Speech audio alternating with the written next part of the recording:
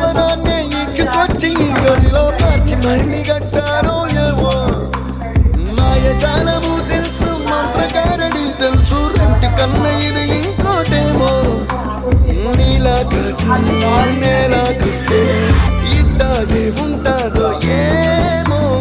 ఈ సంతోషం దాచాలంటే హృదయాలు ఓ వంద కావాలి